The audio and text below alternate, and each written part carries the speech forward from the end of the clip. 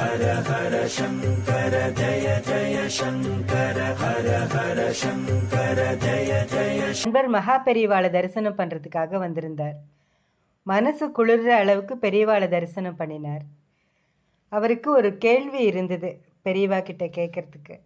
ஆனால் கேட்கறதுக்கு சங்கோஜப்பட்டு பேசாமல் நின்றுட்டு இருந்தார்.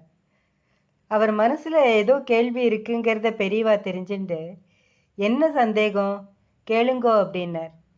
அந்த வடநாட்டு அன்பருக்கு ஆஞ்சநேயர் குறித்த ஒரு சந்தேகம் ரொம்ப நாளாக இருந்துட்டு. நிறைய பேர்கிட்ட கேட்டார், ஆனால் யாராலையும் சரியான பதில் சொல்ல முடியல. அவர் அந்த சந்தேகத்தை மகா பெரியவா கிட்ட கேட்கலாமான்னு யோசிச்சுட்டு இருந்தப்போ தான் சுவாமியே உத்தரவு கொடுத்துட்டார். ஆஞ்சநேயரை பற்றி எனக்கு ஒரு சந்தேகம்னு இழுத்தார் அந்த அன்பர். வாயுபுத்திரனை பற்றியா கேள அப்படின்னார் சுவாமிகள். சுவாமி, ஆஞ்சநேயர் எல்லாருக்கும் இஷ்ட தெய்வமாக இருக்கார். எல்லாருமே அவரை வணங்கி ஆசீர்வாதம் வாங்கிக்கிறா. ஆனால் அவருக்கு போடுற மாலை பற்றி தான் எனக்கு சந்தேகம். பெரியவா பேசாமல் இருந்தார். அந்த அன்பரே திரும்பியும் தொடர்ந்தார். ஹனுமனுக்கு தென்னிந்தியாவில் காரமான மிளகு கலந்த வடமாலை சாத்துறா. ஆனால் நான் இருக்கிற வட இந்தியாவில் ஜாங்கிரி மாலை சாத்துறா.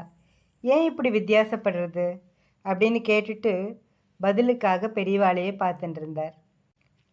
வடநாட்டு அன்பர் மட்டும் இல்லை, பெரியவா என்ன பதில் சொல்ல போகிறாருன்னு அந்த பதிலுக்காக அங்கே கூடியிருந்த எல்லாருமே ஆவலோடு காத்துட்டு இருந்தா.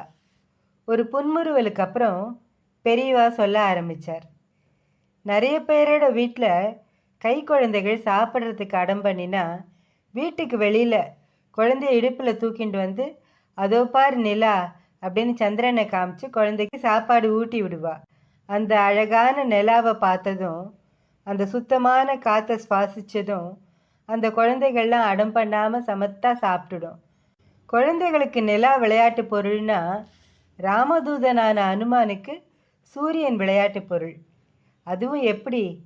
பார்க்கறதுக்கு ஏதோ ஒரு பழம் மாதிரி காட்சி தந்த சூரியனை அடுத்த க்ஷணமே தன்னோட கையில் பிடிச்சி சாப்பிட்டுடணும்னு ஒரு தீராத ஆசை வந்தது அனுமாருக்கு. மனுஷ வாழ்க்கையோட ஜீவாதாரத்துக்கு காரணமான சூரியனை சாப்பிட்ற பழம்னு நினச்சிண்டு அனுமான் அடுத்த க்ஷணமே அது தன்னோட கையில் வந்துடணும்னு விரும்பினார். வாயு வேகத்தில் வானத்தில் பறந்தார். ஒரு குழந்தை சூரியனையே விழுங்கிறதுக்காக இப்படி பறந்துட்டு போகிறத பார்த்து தேவர்கள்லாம் திகைச்சு போயிட்டா. வாயுபுத்திரனோட வேகத்தை யாராலையும் தடுக்க முடியல. அதே நேரத்தில் ராகு கிரகமும் சூரியனை பிடிச்சி கிரகண காலத்தை உண்டு பண்ணுறதுக்காக நகர்ந்துட்டு இருந்தது. ஆனால் ஹனுமான் போன வேகத்தில் ராகு பகவானால் போக முடியல. சூரியனை பிடிக்கிறதுக்காக நடந்த இந்த ரேஸில் ஹனுமான் கிட்ட ராகு பகவான் தோற்று போயிடுறார். இந்த நிகழ்ச்சி முடிவில் ஹனுமானுக்கு ஒரு அங்கீகாரம் கொடுத்தார் ராகு பகவான். அதாவது தனக்கு ரொம்ப உகந்த தானியமான உளுந்தால் உணவு பண்டம் தயாரித்து யார் ஹனுமானை வணங்குறாளோ அவளுக்கு என்னால் வர தோஷங்கள் எல்லாம் நிவர்த்தி ஆகிடும் அப்படின்னு ராகு பகவான் ஹனுமான்கிட்ட தெரிவிக்கிறார். இந்த உணவு பண்டம் எப்படி இருக்கணும்னு ராகு பகவான் ஹனுமான்கிட்ட சொன்னார்.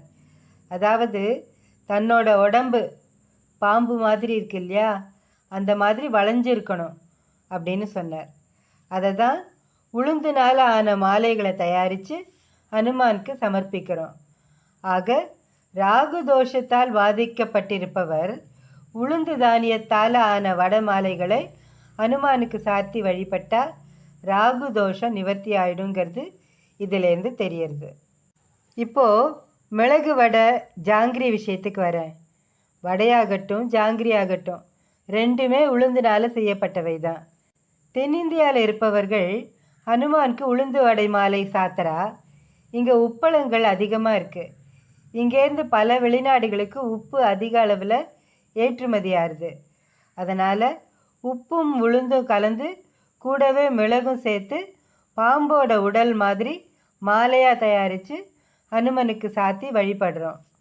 வட இந்தியாவில் பல மாநிலங்களில் கரும்பு விளைச்சல் அமோகமாக இருக்குது. சர்க்கரை பெருமளவில் அங்கே உற்பத்தி ஆகுது. அதை தவிர வட இந்தியர்களுக்கு இனிப்பு பண்டங்களை அதிகமாக விரும்பி சாப்பிட்ற பழக்கம் உண்டு. அவளாம் ரொம்ப இனிப்பு விரும்பிகள். அதனால தான் அவள் உளுந்தினால் ஆன ஜாங்கிரி மாலையை ஹனுமானுக்கு சாத்தி வழிபடுறா. எது எப்படியோ ஹனுமான் கிட்ட ராகு பகவான் கேட்டுண்டா மாதிரி உளுந்து மாலைகள் ஹனுமானுக்கு விழுந்துட்டே இருக்கு. அது உப்பாக இருந்தானே சர்க்கரையாக இருந்தானே, மாலை சாத்தி வழிபடும் பக்தர்களுக்கு ராகு தோஷம் தொலைஞ்சு போனால் சரி அப்படின்னு சொல்லிட்டு மகா பெரியவா சிரிச்சா. இதிலேருந்து ராகு தோஷம் விடுபடணும்னா ஆஞ்சநேயருக்கு வடமாலையோ ஜாங்கிரி மாலையோ, அதாவது தென்னிந்தியாவில் வடமாலை சாத்திரா, வட இந்தியாவில் ஜாங்கிரி மாலை சாத்திரா.